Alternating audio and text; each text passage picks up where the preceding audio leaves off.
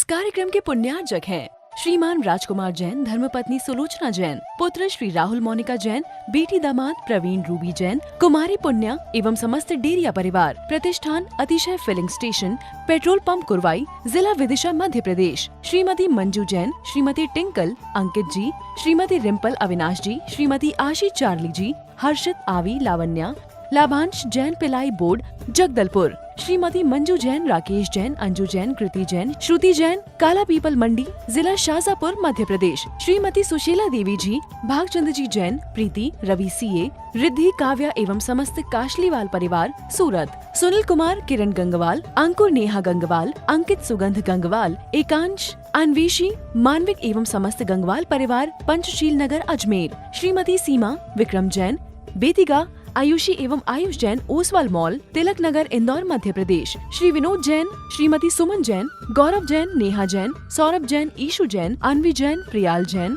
अयांश जैन, अरहत जैन, श्रीमती अनीता, सनत कुमार शिक्षक, रविंद्र मोहन एवं रजत कुमार जी, समस्त परिवार, पठारी, विदिशा, मध्य प्रदेश। कहानी सबकी एक सी देखने में मिलती है, चाहे तीर्थंकर हो, चाहे नारायण हो, चाहे नारकी हो, चाहे देव हो, चाहे त्रियंच हो, चाहे दाना हो, चाहे माना हो, सबकी कहानी एक है। इस एक कहानी का कारण क्या है? आज हमें लोक भावना का चित्रण करना है। जिस लोक में हम रह रहे हैं उस लोक का स्वरूप क्या है? बाहर के लोक का स्वरूप तुम्हें पता है। एक पुरुष अपनी कमर पर दोनों हाथों को रख कर के खड़ा हो जाता है, उसे लोक का नक्शा कहते हैं। ये बाहर का नक्शा है। पर संत कहते हैं तुम्हारे जीवन की कहानी क्या है, इसको समझने की कोशिश करो। संसार एक यात्रा है और इस यात्रा का हर व्यक्ति यात्री बना है। इस यात्रा के हम सबके साथ अच्छे बुरे अनुभव भी होते हैं। एक व्यक्ति यात्रा करता है, यात्रा की वो डायरी मेंटेन करता है। हमारी जन्म जन्मांतरों की यात्रा की कोई डायरी तुम्हारे पास है? बोलो। एक व्यक्ति मकान का निर्माण कराता है, मकान बनाता है तो ईंट गारे का भी लेखा जोखा रखता है। एक एक ईंटों का हिसाब रखता है कि कितनी ईंटें इस मकान में लग गई हैं, कितनी बोरी सीमेंट लगा है, कितनी बोरी रेत लगी है, कितने मजदूर लगे हैं, कितने समय में ये काम तय हुआ है। लेकिन हमारे जीवन की कहानी का कोई हिसाब किताब तुम्हारे पास है?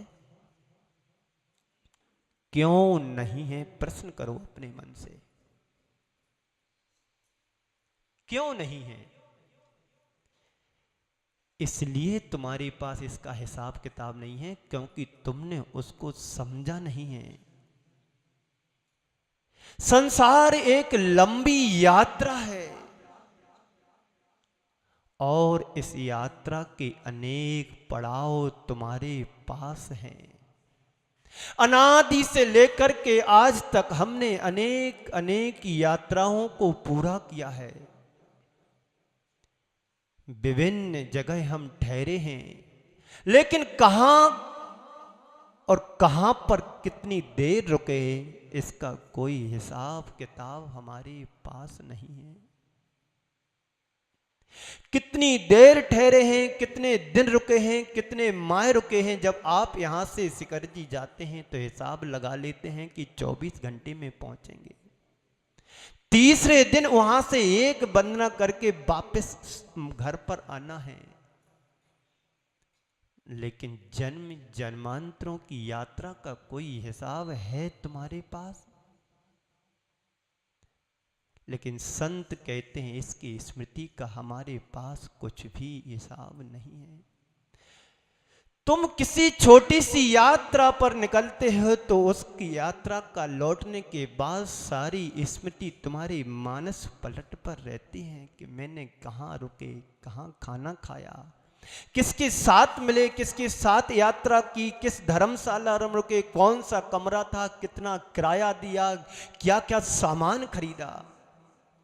इसकी तो स्मृति तुम्हारे जीवन से जुड़ जाती है और उसी आधार पर तुम अपने जीवन के अनुभव का पाठ भी सीखते हैं।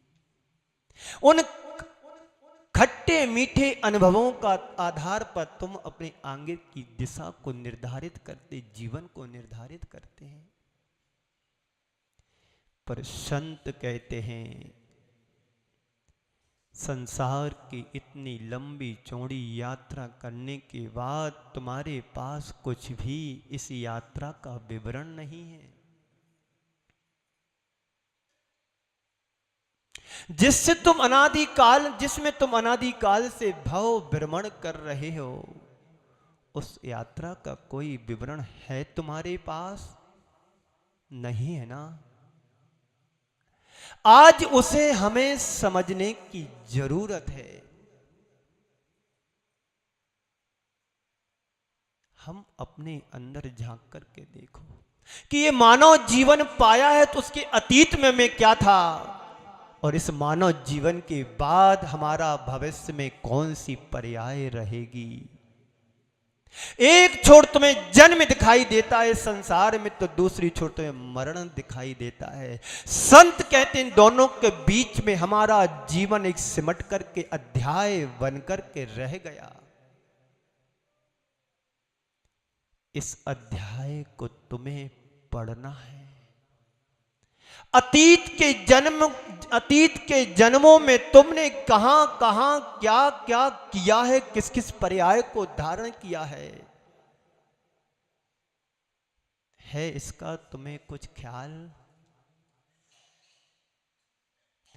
इस यात्रा के तो यात्री हम बन गए हैं पर यात्रा का भान नहीं है तो कैसे काम चलेगा। आज 10वीं भावना में हमें यही सीखना है कि अपनी अंतर आत्मा का विश्लेषण करना है। ये मानव जीवन पाया है तो कैसे पाया हमने? ऐसा कौन सा पुण्य और पुरुषार्थ किया था कि इस मनुष्य पर्याय को धारण करने का अवसर मिला? तुम जब रोड चलते देखते हैं कि कीड़े मकोड़े जैसे लोग रहते हैं, पशुओं पर दृष्टि जाती है तो उनका भी एक अपना जीवन होता है, नाली का कीड़ा होता है तो उसका भी अपना एक जीवन होता है, सुअर होता है तो उसका भी अपना जीवन होता है, कुत्ता बिल्ली गधा बकरी शेर आदि ये सब पर्याय हमने अनंतों बार धारण की हैं और छोड़ी हैं। इसी को बोलते हैं लोक भावना का चिंतन करना। इस अनादि संसार में अनंत काल तक की यात्रा जो है वो अंतहीन यात्रा है। इस अंतहीन यात्रा का विवरण हमारे पास होना चाहिए।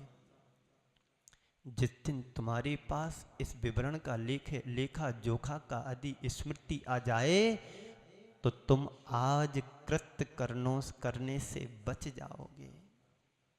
पर संत कहते हैं कि तुम उस विवरण को याद करो।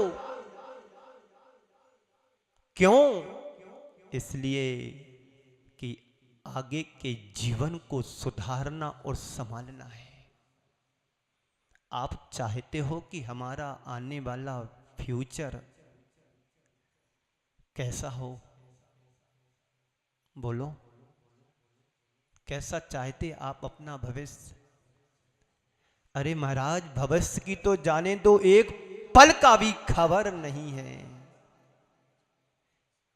संत कहते हैं जो पल को सुधार लेता है कल उसका अपने आप सुधर जाता है, और जो पल को नहीं सुधार पाता है वो अपने कल को कभी सुधार भी नहीं सकता।